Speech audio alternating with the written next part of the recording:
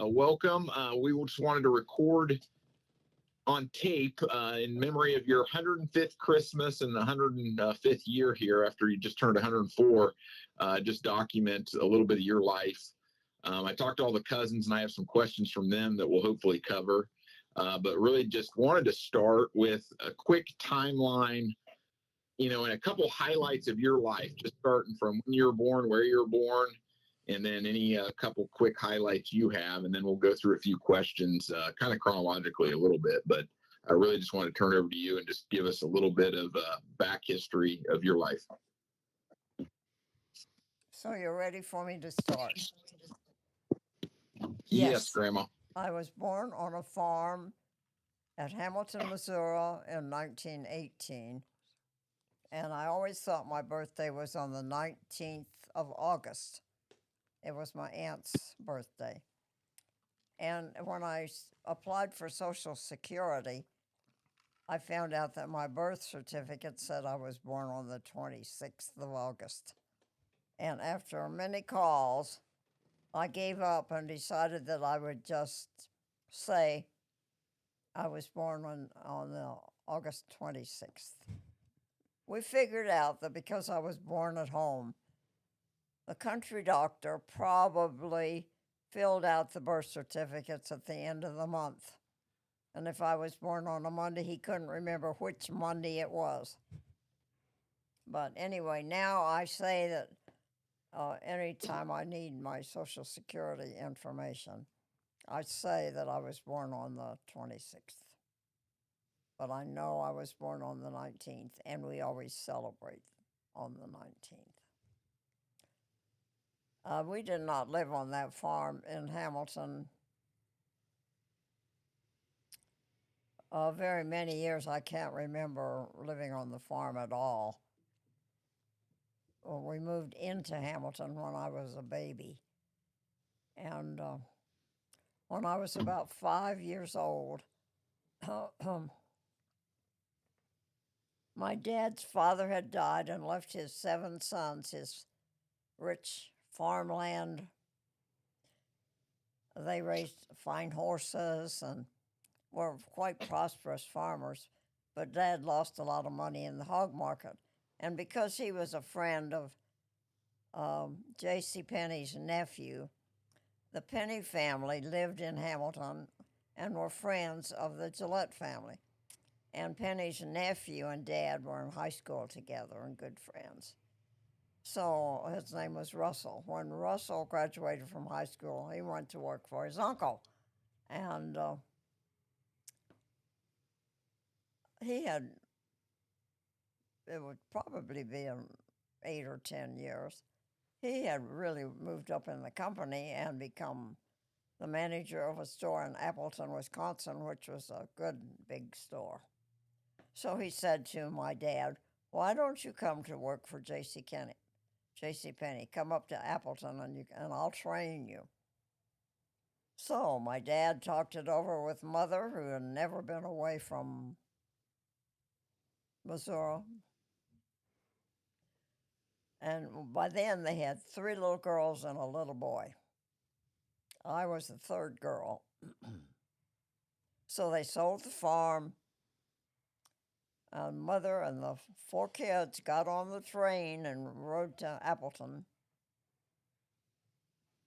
And we lived there for about maybe 5 years while Dad was getting trained by his friend, J.C. Penney's nephew, Russell Whitman.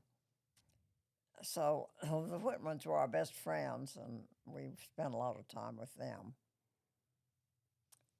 And when Dad had enough training to be moved to a different store, they moved him to Lebanon, Pennsylvania. Dad always made it sound like a great adventure. The kids didn't want to move, and I can't imagine how my mother felt, but it must have been really hard for her because she'd always had family around. My dad's brothers and sisters lived around Hamilton, and Mother's family lived around Kansas City, which wasn't very far. So we lived in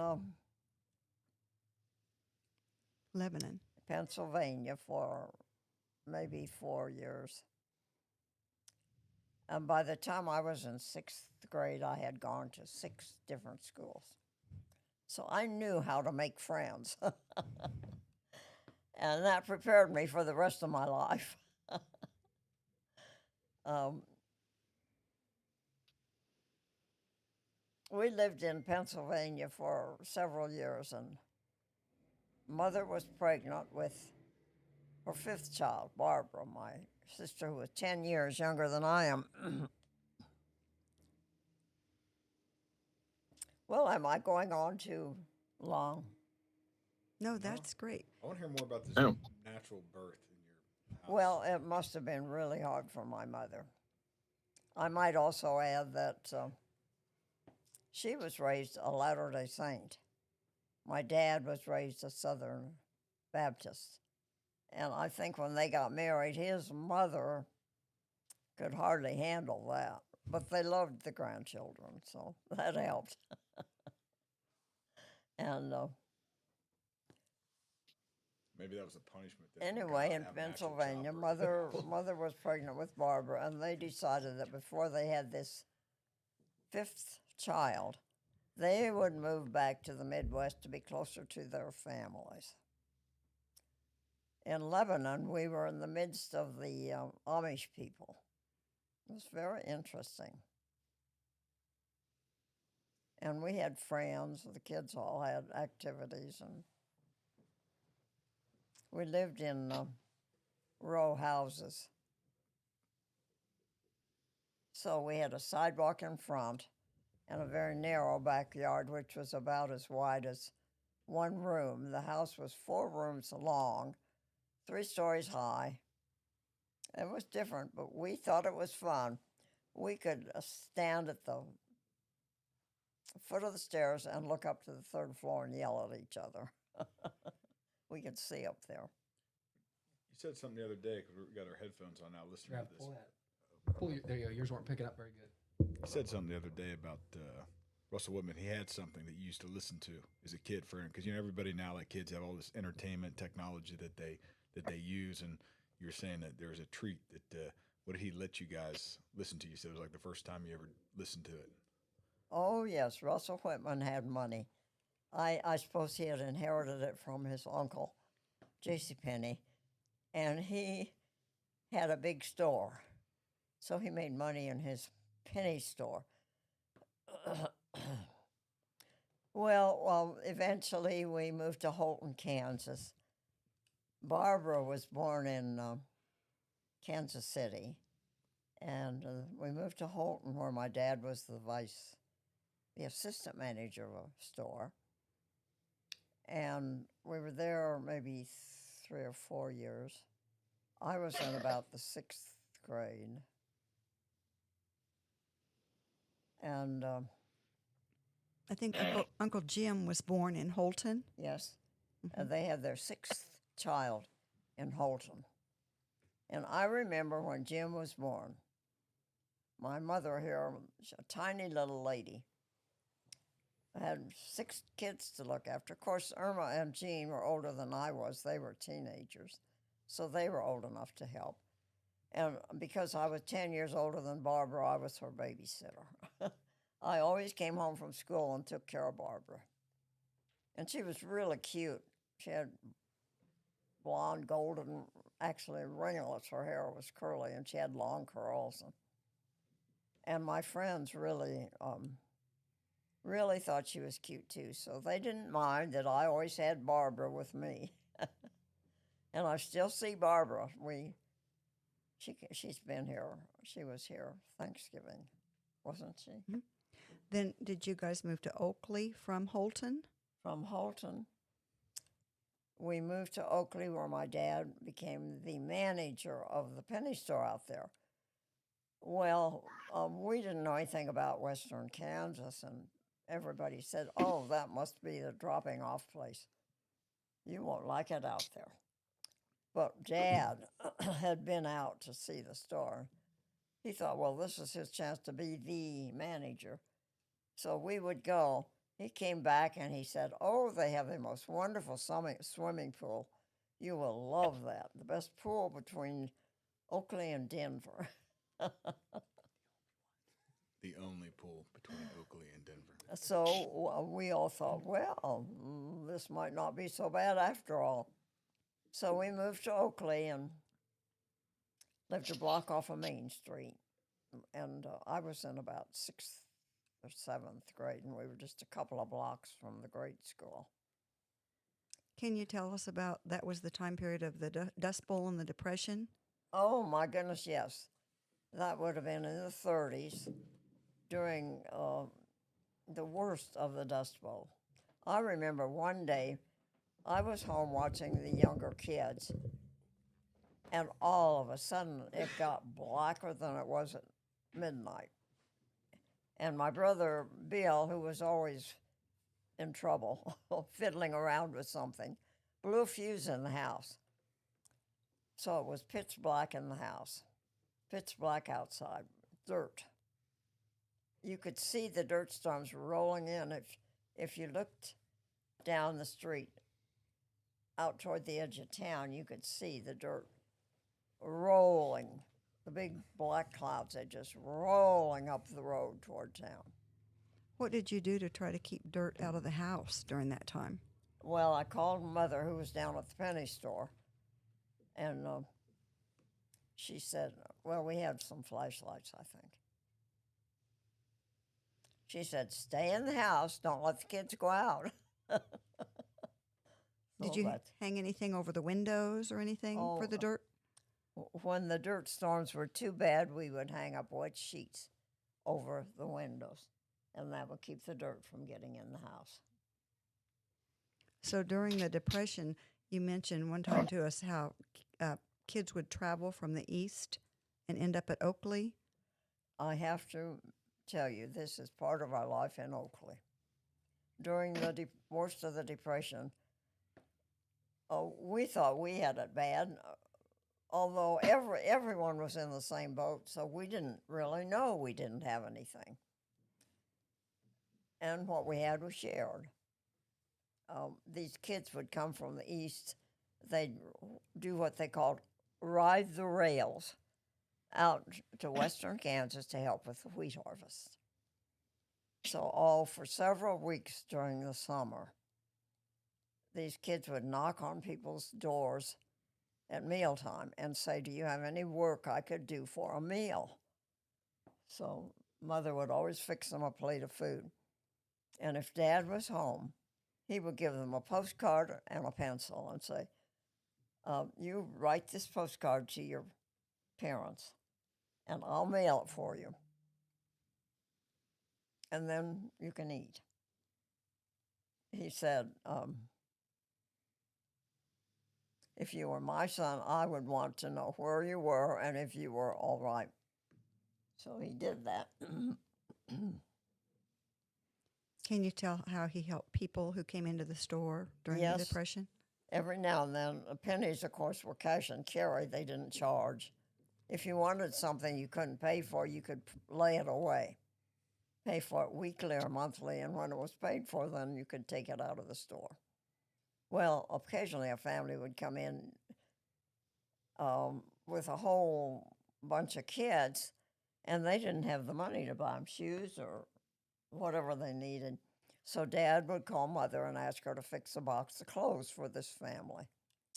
So she would go through our clothes and fix a box and put it on the front porch, and pretty soon it would be gone. And a week or two later, we might find a box on the front porch that had potatoes in it. Or whatever they raised, cabbage, if they could raise anything. And one time, there was a chicken in the box. And Mother said, that poor old chicken will be too tough to cook. So they put it in a box out by the garage and fed it table scraps. And it started laying an egg a day. So I guess they had eggs. I was in college at the time, so So I wasn't there, but I heard them tell the story. Okay, tell about college. Oh, well, in my college, my high school class of about 35 kids, 3 of us went to college. 1936 was when you I graduated? graduated in 36. And there were twins, the Cook twins. And actually, I think eventually they lived in Pratt. After we lived here, they're not here now, but they went to college. Their parents farmed. Tell how you were able to go to college during the Depression. Okay. Mother's sister, Vera, married Ron Smith, who was the son of Albert Smith, one of the elders of the Latter-day Saints. Latter-day Saint Church. He was going to KU and playing football and helping build a big Latter-day Saint cathedral in Kansas City. And that's where my aunt met him. So they got married. He graduated.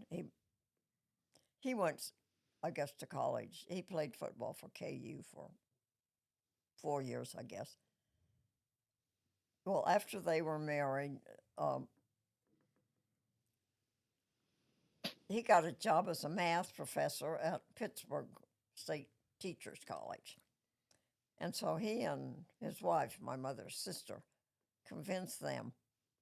They never had any children, and when Barbara was born, they wanted to adopt her. They thought we had too many kids, and they didn't have any. People did that in those days, though. Families would take children. Well, if anything happened to the parents, they'd raise the children. But anyway, they said, send the girls to Pittsburgh. They can live with us and go to college. So Dad paid our tuition, which wasn't much in those days. And my 2 older sisters. Well, I suppose I should go back. Am I talking too much? No, this is about you. We want to hear you. Perfect. Well, to tell you about Irma and Jean were older than I was. Irma was 3 years older and Jean was 18 months older when I came along. And Jean was a gifted child. She was bigger than Irma and smart, very smart, and a peacemaker. When the littler kids would get to fighting, Jean would get us straightened out. But she was really a wonderful girl, and she won every honor there was to win. When she was a senior, she made straight A's. And Didn't you say she had skipped a grade in school? They bumped her up to Irma's class because they she was so started smart? her out when she was 5 because she was big, and when she was in 2nd grade, they moved her to 3rd grade because she already knew what the 2nd grade taught, and Irma was in 3rd grade. So Jean was valedictorian and Irma was salutatorian of that class. And they both played the piano. They played piano duets around town for different events. And then they debated in high school, and they were so good that they could have gone to state, but the school board wouldn't let anyone go that far. They didn't have the money to send them. But they were very smart. And I was just the middle child, the little sister. And I thought, well, people are going to expect me to be like my big sisters, and I'm not that way, so I didn't worry about it. I was just who I was. And I think that's what most people should do, not try to keep up with what their big brother or sister did. Grandma, Yes. going back a little bit, how'd you get the name Mildred, and did you go by anything else growing up? Because I know you've talked about that a little bit with us, but I forget the whole story. I was always known as Fudgy. And John has a little girl named Millie. And I can understand why they called me Fudgy. I asked my mother once, and she said, well, you were a pudgy little girl, And the older kids, the older girls, weren't talking too clearly, and they couldn't say pudgy, so they said fudgy. So then everybody started calling me Fudgy. And from then on, all the family, everyone in the family called me Fudgy. In fact, I got a Christmas card addressed to Fudgy from someone in the family. So even though you were Mildred, you were never called Millie? No, never ever called Millie. But Millie's still named after you in honor of your Mildred.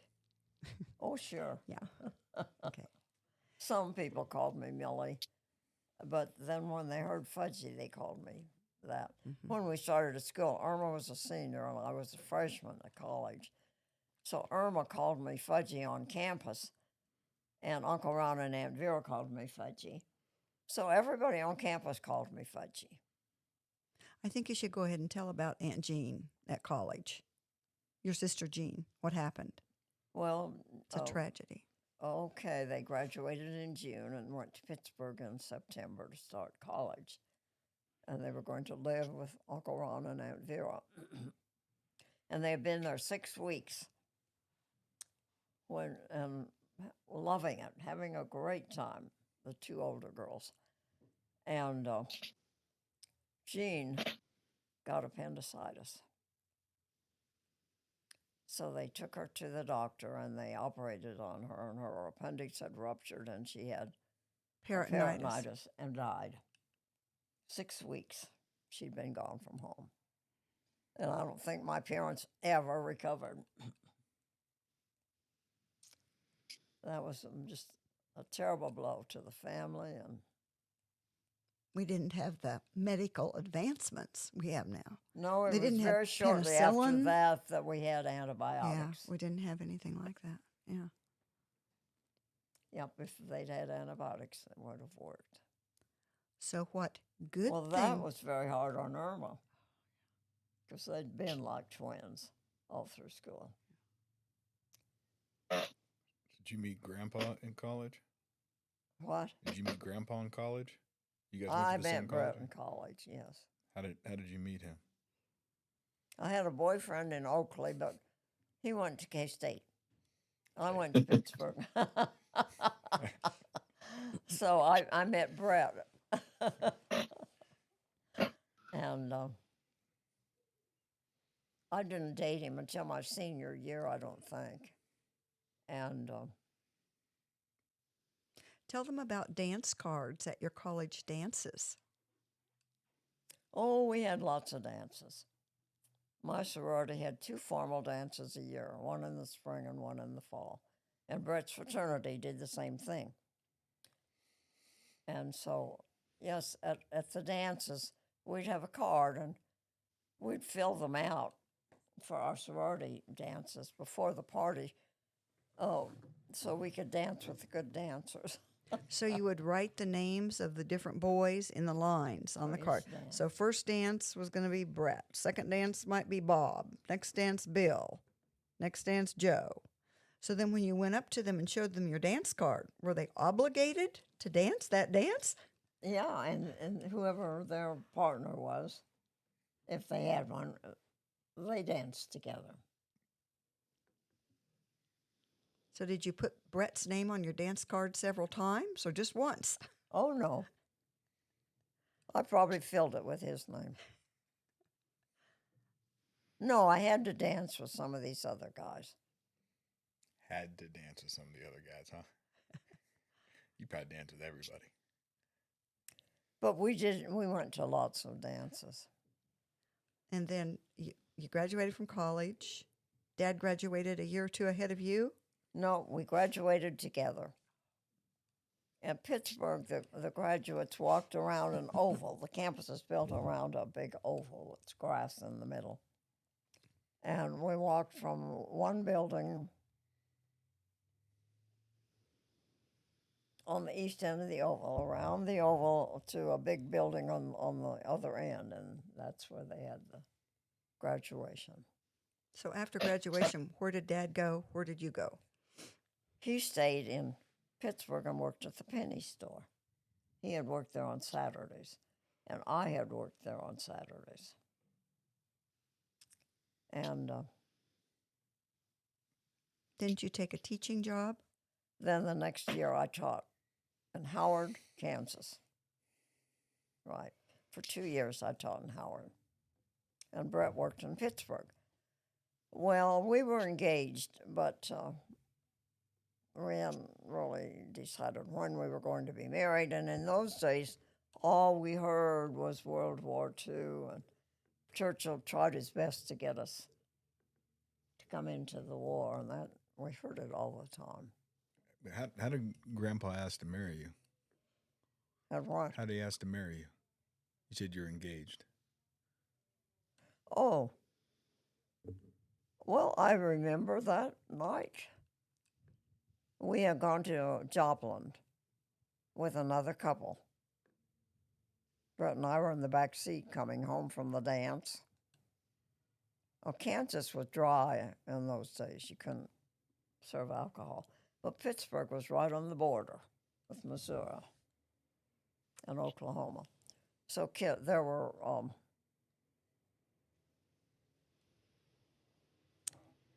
were places just across the border from the campus where we'd always go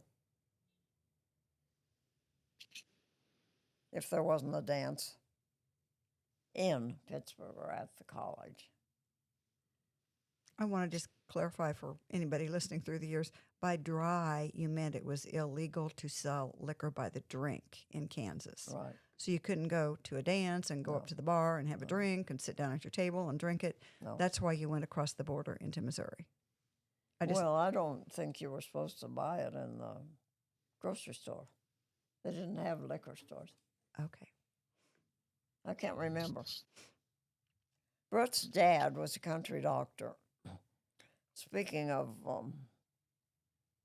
helping other people, people couldn't pay him. They didn't have any money. So he took care of them anyway.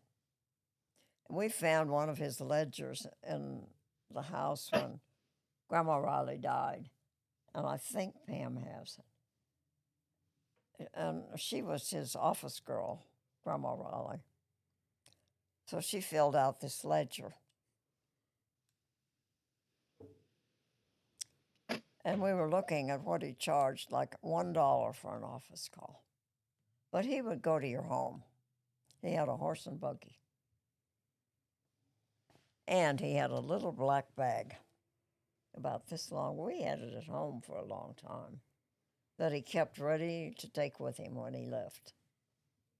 So he did get a car, and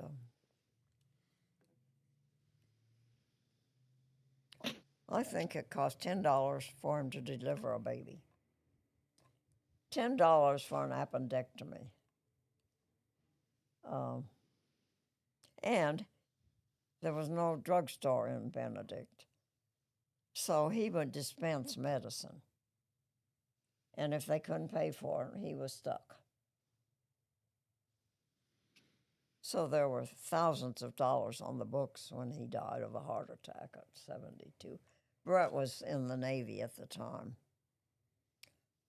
And after the war, Brett's mother would not send out bills to anyone.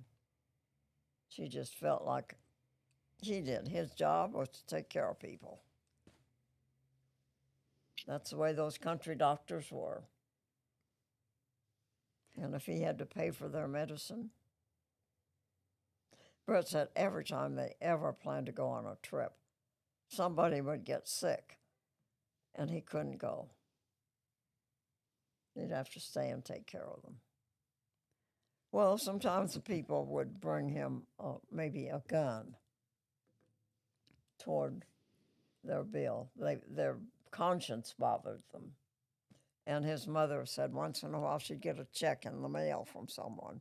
She knew everybody, all the patients. They were They were good to people. Brett said they were swimming down at the creek one night, and one of his friends got bitten by a copperhead, and his dad took care of him. Let's go back to World War II. You were graduating from college. Dad was working at Penny's. You were teaching school in Howard. And Pearl Harbor was attacked. And I remember well. Do you ever hear anyone say, "Where were you when John Kennedy was killed?" Or "Where were you when some great event happened?" Well, when I taught at Howard, I stayed in the home of Dr. Harner and his wife. They had a kind of an apartment on the top floor. So I could go in the back door and up to my little apartment. And she served me breakfast every morning. Well, I came down this morning for breakfast, and she told me that Pearl Harbor had been attacked. I remember that. How had she heard it? On the radio, I think. Well, that was in December, so in January, Brett decided he would enlist in the Navy because he didn't want to be drafted into the Army. So he went up to the Great Lakes for 6 weeks of basic training in the Navy. And then when he graduated from there,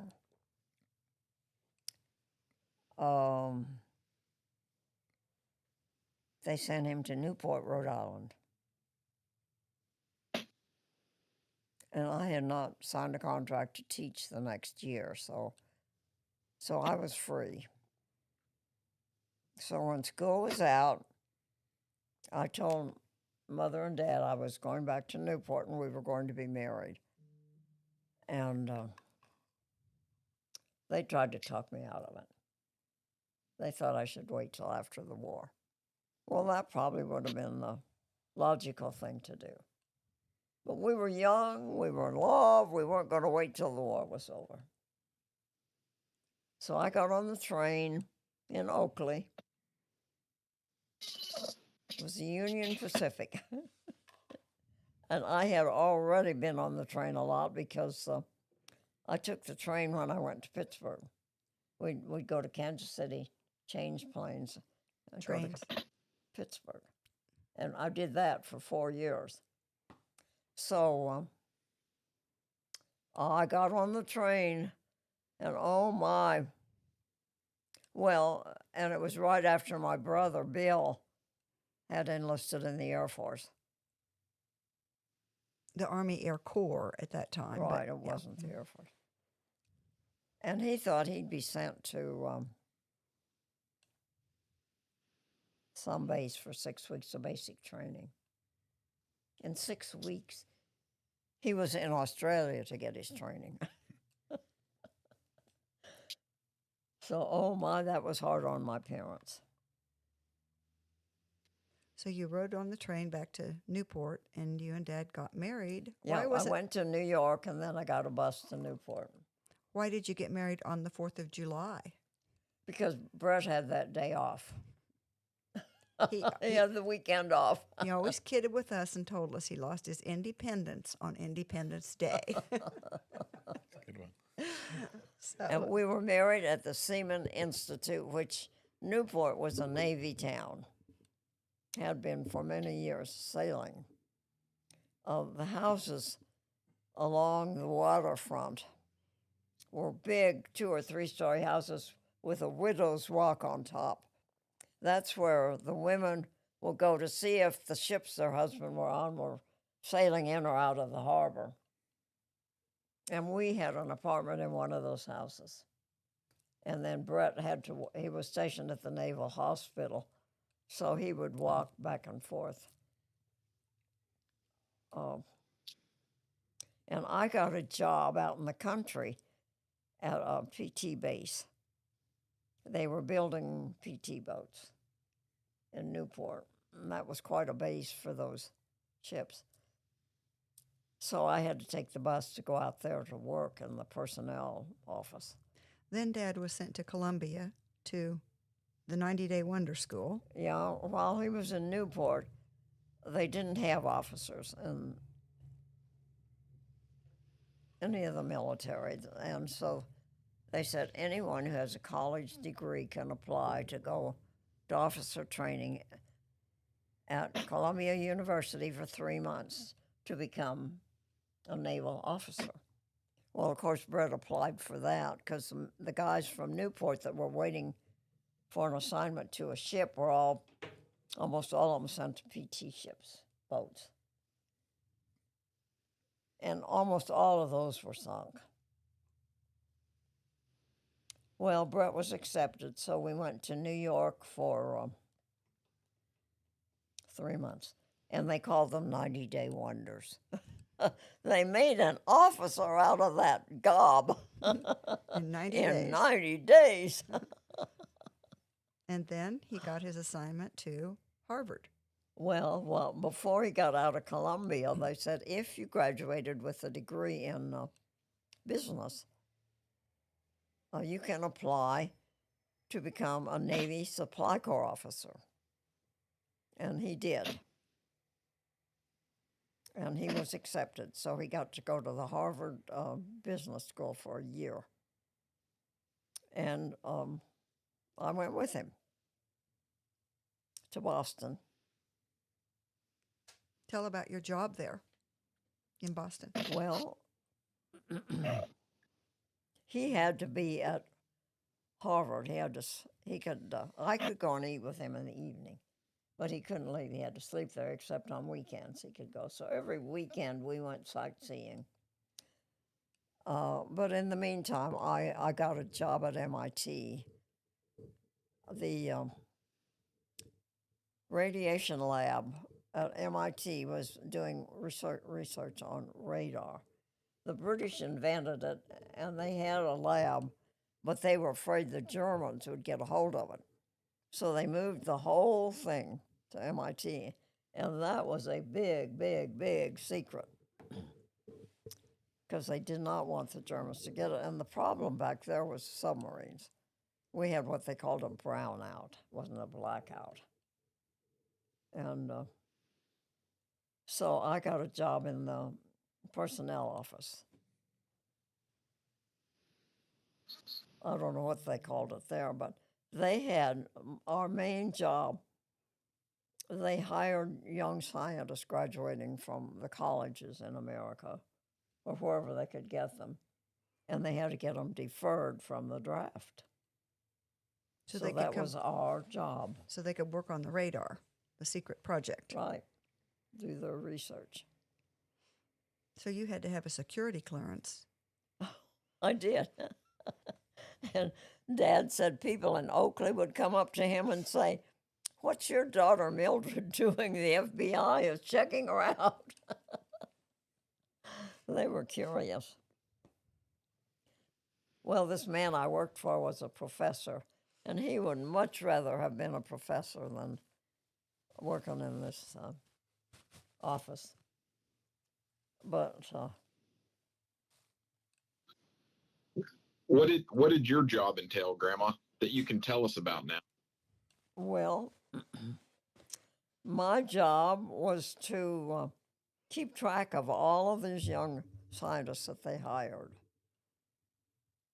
We had to keep all their information, and we wrote it out. We didn't have computers. We had typewriters.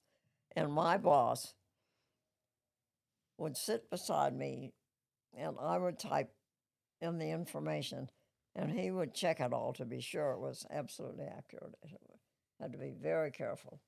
He was a stickler for detail.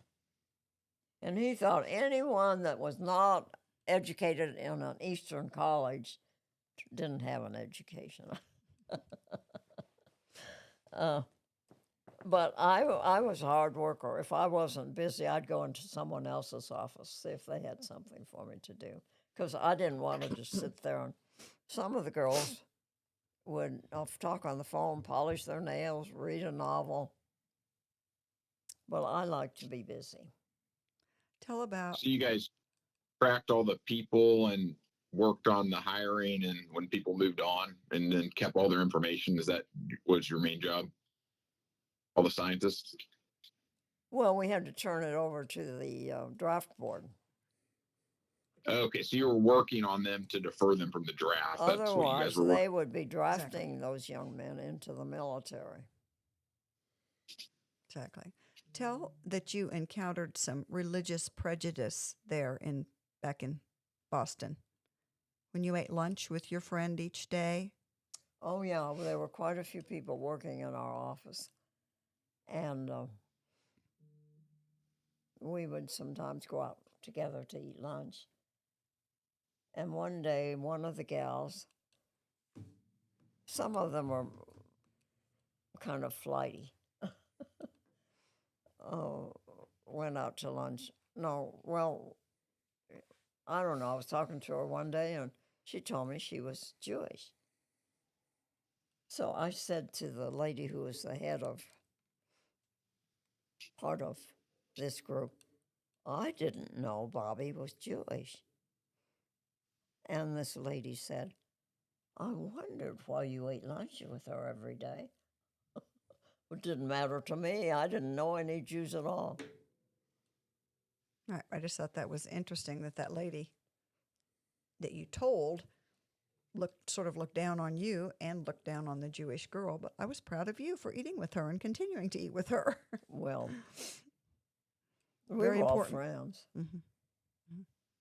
Grandma, how were you raised? Because you said your mom was Latter-day Saints and your dad was Southern Baptist. How were you raised? And then how did you, because I know you're Methodist now. How did that all evolve? Well, when we moved to Wisconsin, the Whitmans were Methodist. And in Appleton, I don't think there was a Latter-day Saint or a Southern Baptist church. So we went to church with the Whitmans, Methodist church. And I have been a Methodist ever since. So your brother never had to get on a bicycle, suit and tie, knock on people's doors.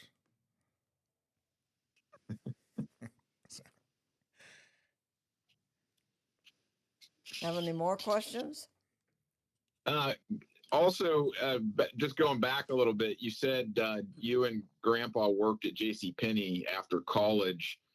Did you work there through? Because I knew knowing the Whitmans and your dad's job. Did you get a job there and meet him there, or did he get a job through you in the connections with J.C. Penney's after school? Oh, well, Brett was in college and he just wanted a Saturday job, so he applied and got a job at the penny store.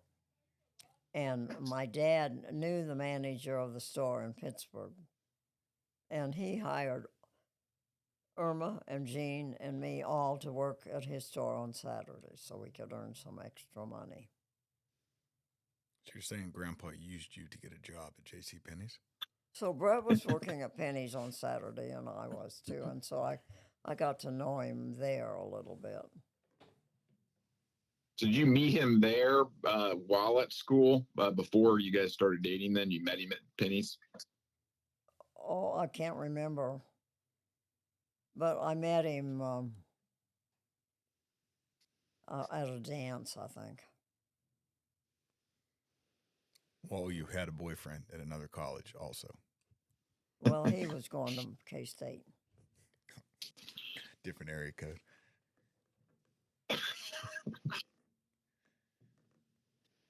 Grandma, tell us. What's your favorite memory, Grandma, growing up? Do you have a favorite memory, like one or two, that you just remember as a kid, kind of growing up through, either younger age or high school or college? Oh, no, I don't have a favorite memory. I don't have any bad ones. No bad one. That's good. Tell about toys and things you played with as a child. I remember a few things that stand out. My dad got a Model T Ford when I was quite young. We lived in town. They had land out at the farm and always planted a garden. So in the evening, this is when we lived in Hamilton. They'd put the 4 kids in the car and we'd go out to the garden. And I remember one year we were picking the cucumbers. Mother was going to make pickles. So Irma and Jean and I sat in the back seat with the cucumbers. Mother and Dad and Bill were in the front seat. And we were making families out of the different sized cucumbers. The big ones were the daddies, the medium-sized ones were the mothers, and the little bitty cucumbers were the babies. So we did that. And I remember another thing. We used to make May baskets. And I don't remember what we made them out of, but Mother would sit on the porch with a big bowl of violets that we had out of in the yard. And she would put violets in one of these baskets, and Irma and Jean would deliver it to the neighbors, and they wouldn't let me go. Mother made me sit on the porch with her. So they'd go deliver May baskets over here and come back and get some more and take them over there. And I'd keep begging to go, but I never was able to. Well, Do you remember May you had baskets? us deliver May baskets to friends and neighbors, so you got your chance to do the May baskets as a mom. It was always a fun tradition for us. I don't remember what we put in them. Lilacs, maybe. We did. Or candy. Lilacs and spirea and some Did candy. we put candy in? Yeah. Tell us about other inventions. You mentioned the radio that you would listen to at Whitman's.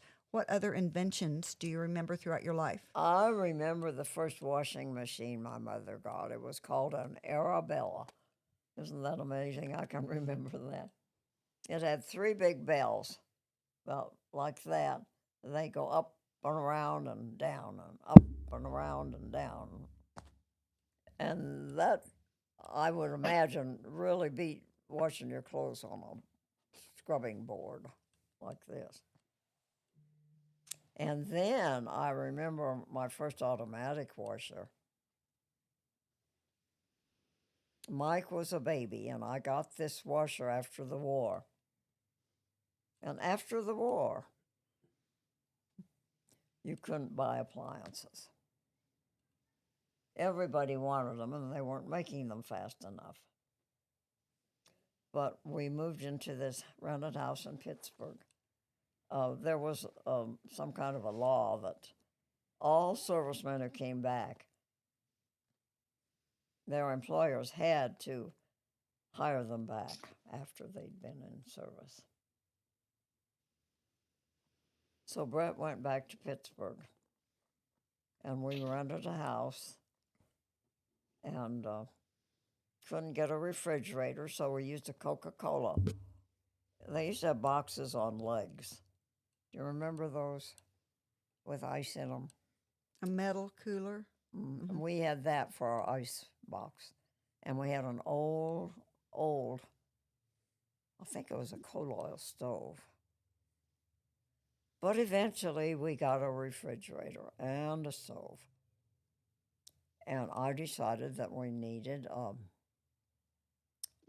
when Mike was a baby, we needed an automatic washing machine. They called them appendix. And they installed it in the basement on a cement block. It had to be bolted to that because when it whirled the clothes dry. So Mother came to help me with my new baby. And when we bought it, she said, "Oh, that's a big waste of water. Oh, I don't think you should get one of those newfangled appendix." Well, she was with me for a few weeks, and she went home and bought one. She found out how easy it was. And that is wonderful. So automobiles were invented, washing machines. How about television in your lifetime? Oh, I remember radio. Russell Whitman had a radio that if we were over at their house on a weekend, we'd go sometimes. He'd be sitting in front of this radio, twisting the dials we had here. And if he could get anything that you could hear, he'd let us kids take turns. He'd put the headphones on us and we could hear. And I was just a little girl then, but I remember that. Then when did you and Dad get your first television? I know they didn't really become used in homes until after World War II. You were a little girl. Do you remember it? I don't necessarily know the first one. I remember always having rabbit ears on the top of the TV, and you'd always have to play with them because it was just a bunch of fuzz. It wasn't too fun to watch. I don't remember watching much as a child. It was black and white, and you'd always be there trying to move those things to get better. You know, it was just a fuzzy picture. Well, before we got our television, we had some neighbors that had one, and you kids would go over and watch certain shows. I don't remember. You don't remember I was too that. little. But oh my, we did listen to that radio. Do you have a favorite song growing up? That's what? A favorite song or musician growing up? Oh, there were some family shows. I can't remember the name of them. You did have a favorite song in like college probably, and favorite musicians, the big band era. Oh, we liked the big bands. Yeah. The swing bands. Uh-huh. We danced a lot. Benny Goodman. Weren't there some sisters? Yes. Uh, Kay Kaiser okay. was one we liked. Who did In the Mood? That was one of your favorites. I can't remember. I do know you like the big band music, We did. and you and Dad had those records. My dad had a very nice voice. And his family had 7 boys and 1 girl. They had their own quartet, and their sister played the piano. And they would play at Chautauqua. Do you know what that is? It was homegrown entertainment. Didn't they ride around town on their horses singing too? Oh, They were quite the horsemen. well, yeah, they raised horses. Mhm. There was a lady here in town, Helen Baker, who told me she grew up in Hamilton, Missouri.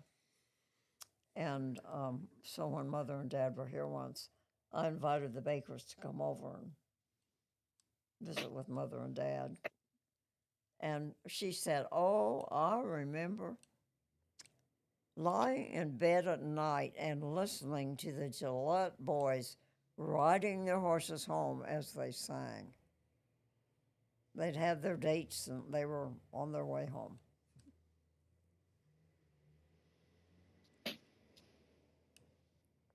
Dad really had a nice voice. And we had an Edison in the basement. They used to have one at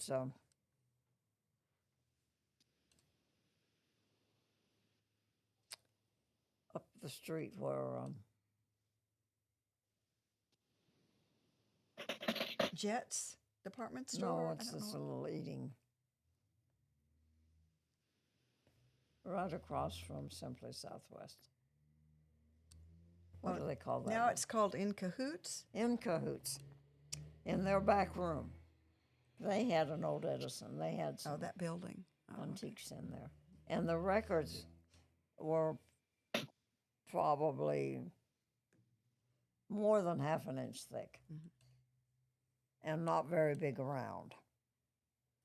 But we had one of those, and we had it in the basement for years and years, and I can remember going down there and playing those old records.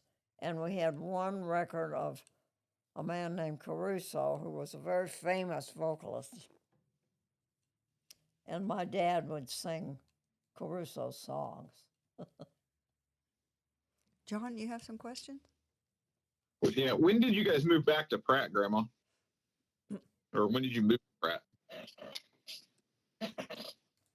I don't remember the year. It must I have guess been how long? 1960 or 61. Okay, so it was a while. Were you guys in Pittsburgh until then? Oh, no, no, no, no. Do you want me to name all the places I've lived? Quickly.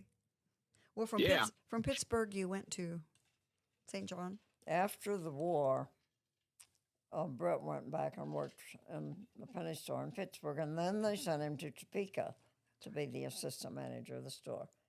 And that's where you were born. Mike was born in St. John, in Pittsburgh. Pittsburgh. And then we moved to, From Topeka to St. John. and that's where Pam was born. And from St. John, we moved to Larned. Larned, and that's where Jeff was born. Then they moved to Dodge City, and Pam and I were thinking, where's the baby? Where's the baby? There's been a baby every step of the way.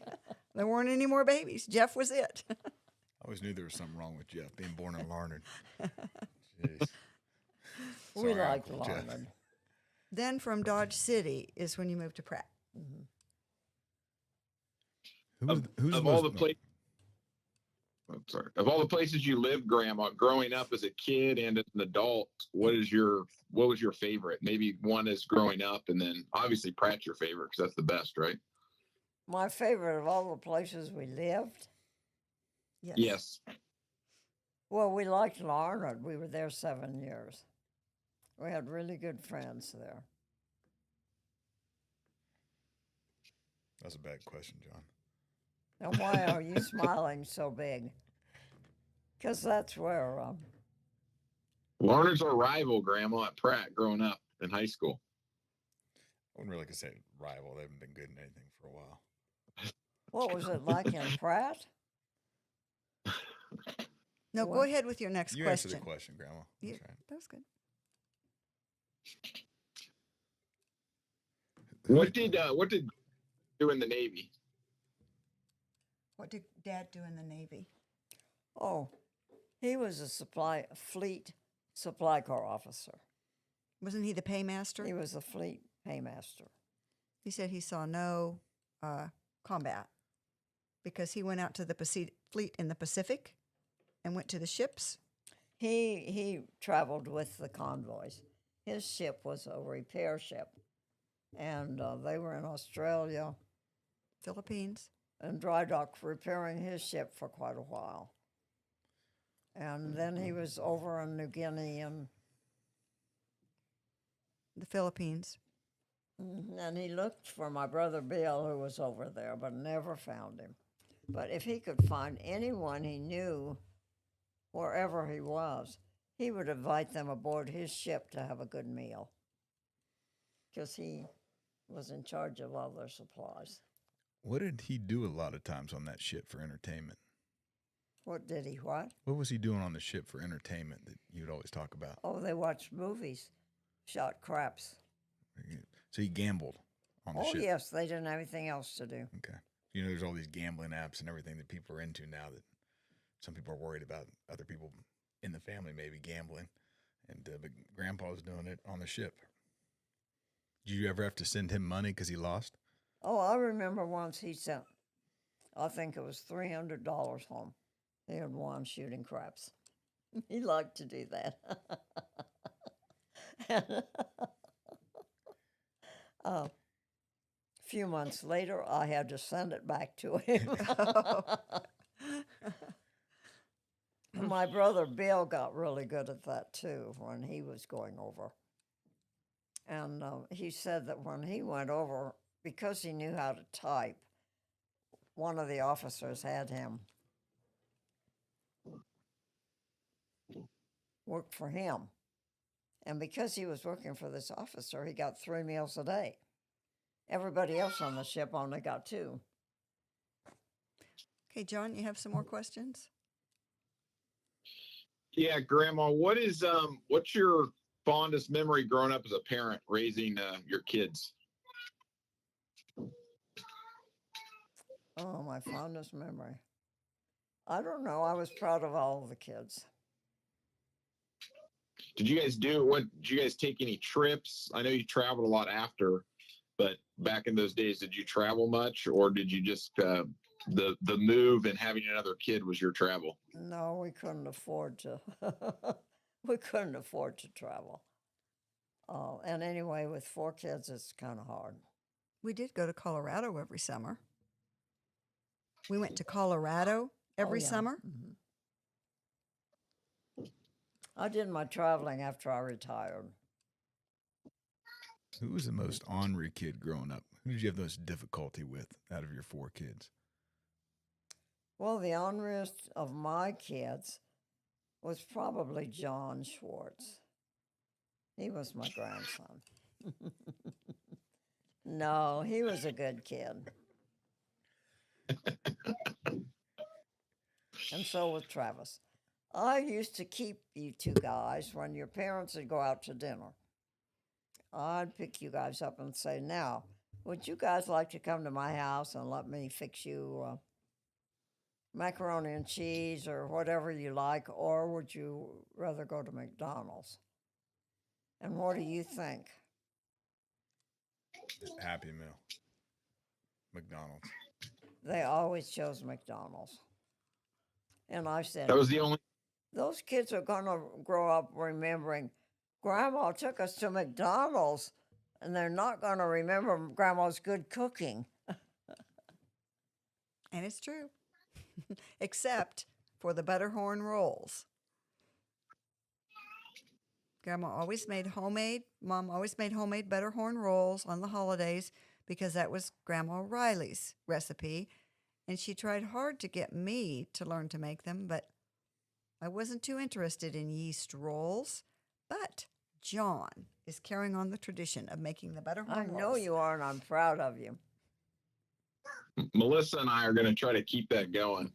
But Grandma, we always liked eating at McDonald's because our parents would never let us eat out. We always had to eat a meal at home. So when we got to go with you as a chance to get out and go eat at a restaurant. I always thought what you liked at McDonald's was the Happy Meal. The toy. That is. Yeah, the toy that was in the Happy Meal. I mean, I think you use that as leverage too. Like, hey, you guys come over to my place. I'll take you to McDonald's. Do you guys have any memories of me taking you somewhere? I'm on. Oh yes, I think you took everybody. We'd always go to Colorado and meet up with the cousins or meet at your house. So you took everybody to like Is that right? Disney World. So.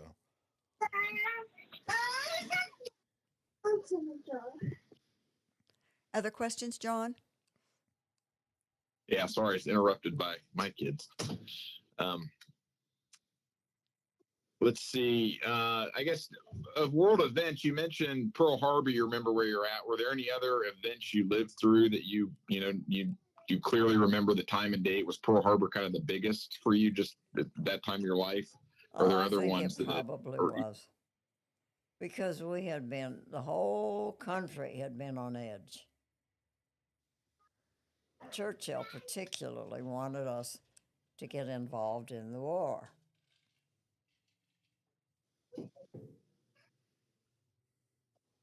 And we just never knew what was going to happen next. You lived in a lot of different places, have seen a lot of different things throughout your life. A lot of times, especially now, I think, and even back then, people don't always like change to move or new things. But what's kind of been your thing of dealing with over time, change and moving to new places and adapting to new technologies and everything that we see?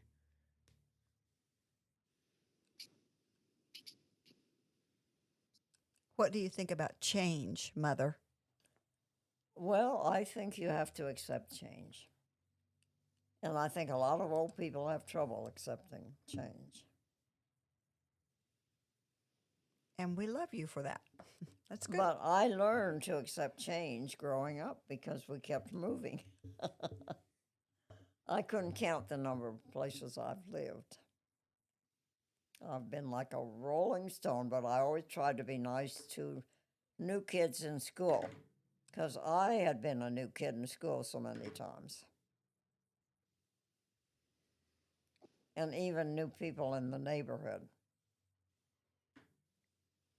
You know, when you've traveled all over the world, it's actually probably one of my fondest memories is going over to your place and seeing all the slideshows you used to do of your travels. But what have you seen overall the world about people? How could you, what could you say about people and the places you've traveled? Well, I could say the people in Russia were suspicious. When we were in Russia, they'd check our passport and they'd look in our purse, and we weren't supposed to have this and that and the other thing. And I remember one time we were in line to get on a plane, and they were checking everything, and I had a little travel clock in my purse. They were looking in my purse, and I knew I didn't have anything contraband in there. And the guy looking in my purse suddenly stood up and said, "What's this?" Shocked me. And I said, "Oh, it's a travel clock," so he gave it back to me. And later on in the line were a couple of little gals they were high school girls. They found something in their purse and they made them step out of line. Well, I'm sure they got back with their group, but they were trying to intimidate them. Well, they didn't have a McDonald's Do you in remember- Russia either, so can't trust a country that doesn't have a McDonald's. What year? Do you remember what year you went to Russia, Grandma? Was it in the 80s? Oh gosh, I went right after I graduated retired. I went to China. That's the first place I went. I had an opportunity to go. I was visiting my friend Polly Swenson out in Fort Collins. I had been at Jeff's house in Denver, went up to see Polly for a couple of days. And while I was there, the next morning I was going back to Denver. So this lady called Polly and asked her if she wanted to go to China with them. Polly traveled a lot, all the time. And Polly said, "No, but wait a minute." So she turned around to me and she said, "Do you want to go to China?" And I said, "Well, when?" They were leaving in 30 days. And I said, "Well, not right now. Sometime I'd like to go." So then Polly started telling me about these people that were taking a group to China. They both grew up in that part of the world. Their parents were missionaries.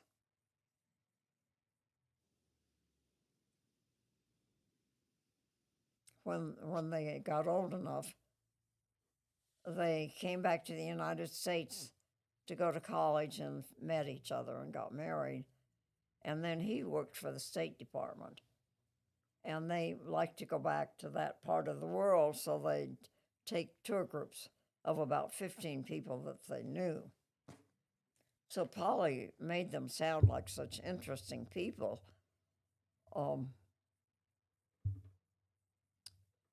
I thought, gosh, this is an opportunity to see a country from a native point of view, or someone who lived there. And so Polly called him back and told him that I was interested. And the next morning I went back to Jeff's house, and when I got there, my daughter-in-law, Kathleen, said, "Some man called and told me you were going to China with them." And I told him, "No, you weren't." He needed some information. What do you think you've learned from all your world travels? Somebody in his tour group of 15 or however many had fallen and broken a leg and wasn't able to go, and it was 30 days. So, but you know, that was once when opportunity knocked, and I thought that's a good idea. So when opportunity knocked after that, I always went. That's why I travel so much. Jean Lemons went to Russia twice and took me with her. She was a travel agent. But going to China with these people, they knew a lot of the people in China, and some of them invited our whole group into their home. They invited us over for tea. Okay, I like Travis's question. I think, can you ask that again? He has a good question. I was, through your travels, what have you learned through all your world travels?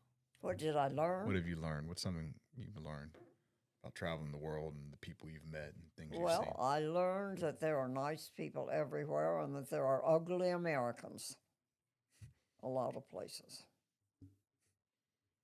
You mean like not good looking Americans? Some.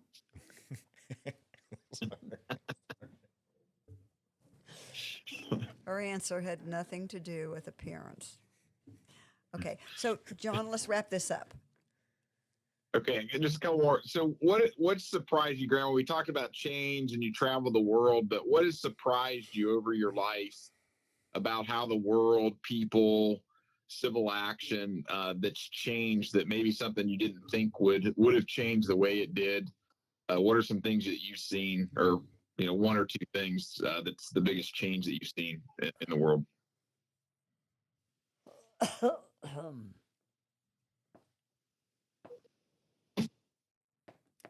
Well, it took a long time for me to be convinced that America was the richest country in the world. But we are, apparently.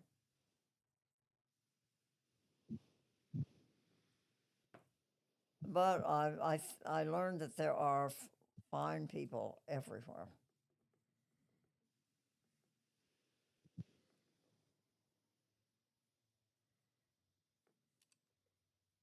What was the most interesting place you've traveled to?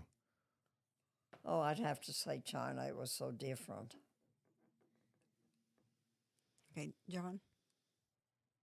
Just walking down the street in China would be like walking out of a football game after the game with that crowd of people.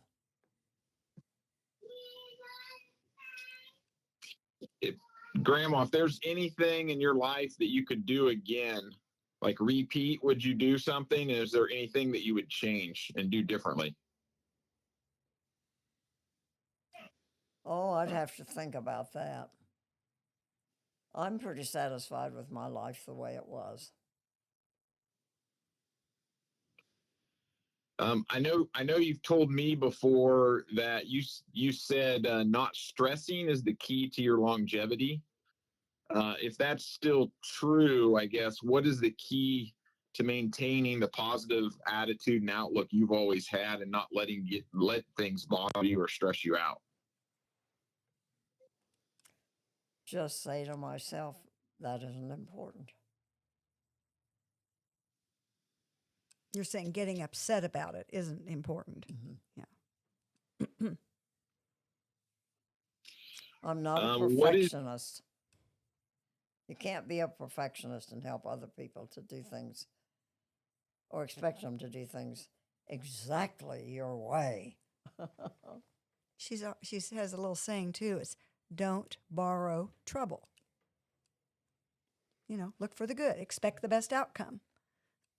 Well, here, this is what I like. I saw it just recently.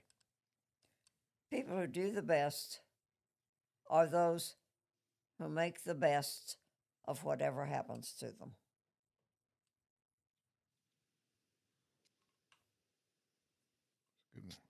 Or to just adapt to that's good.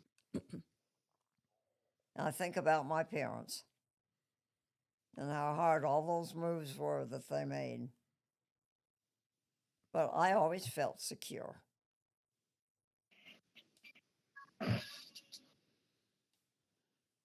Even in Larned. A couple quick, short answer questions. What is your favorite card game or board game? What's your favorite game to play? Because we know you always like playing games. Well, I like to play bridge. Bridge. Yeah. Do you have a favorite flower? Since you're a master gardener. Oh no, I like them all. And then I guess just to kind of wrap, Travis, do you have anything else to ask? And then I'll ask one more to kind of wrap it up. Go ahead. What advice do you have for all your grandchildren, with all of us kind of being adults now? Do you have any advice from us of things you've learned over time? Stay in touch with your family. That means a lot. And I think I like how that question and then how you answer that, because I think all of us that And don't fight with your family. except in card games. What you read about, about people that get together for Thanksgiving and have a big fight about something. Well, it's not worth it. I think the only fight we had on the holiday was when the guys got accused for lighting the table on fire, but it was Jennifer. Yeah, and I didn't even get mad. Yeah, it was your son from I know, Larned. you were the only- That was your son from Larned that went and yelled at all of us. I did. Oh yeah, You remember we that. all remember. We're traumatized from it.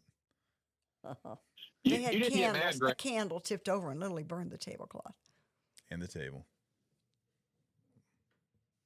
But I want to say something, Graham, real quick, because back to what you were saying, and from John's question was, you talked about family. I think it's something that we all, you've shown all of us through your life is like, through some of our best memories are always getting together as family. And that was your biggest thing, is spending time with each other while you're here, going on trips together, getting together. I think we all love that and appreciate that. And that's like one of the biggest things I think you passed to myself. And one of the things I thought was a great question and how you answered, because I think it's something that you've passed on to all of us that hopefully we can pass on for generations about, I hope family so. and spending time together. So, Yeah, it's nice to be able to get together with families and not have big fights. And you hear about it, but we've never really had that. that's some of all our best memories, have been our time together. Throwing Do you have stuff down your Do you have laundry any chute. advice? Any what? Do you have grandma for your great grandchildren, who in a few years will look back and listen to this as they're growing up as kids? Oh, my great grands. I think the great grands have great parents. I think they're doing a good job. Anything else, Travis or Mom? All right. Well, Grandma, thank you for doing this. I know I speak for all the cousins in saying thanks for the example you set and provided each and every day for us as someone that, we look up to. And, Travis hit it, is we all remember the holiday gatherings, playing spoons, our summer vacations, trips to Breckenridge. And even when you turned 80 and then again 90, you took us all on a family cruise so we could spend time together. And, all those adventures, as Travis said, we have so many stories that anytime we get together, we laugh. And it's kept us so close as cousins and as families, even though we were always spread across the, country, and we only saw each other once or twice a year, or, it might be a few years before we seen each other again. But when we get together, we just cherish those memories, and it was you who brought us all together. So thank you for that. It's truly a priceless gift. I know all of us will cherish forever. So thanks for taking the time to share a little bit of your story, and we'll probably continue to ask you questions and document things. And I'm piece together the last 100 years, the things that we don't remember just about, lived through, and can tell personal stories about. So thanks again. And Cody, thanks for having us on the podcast and documenting this all for us.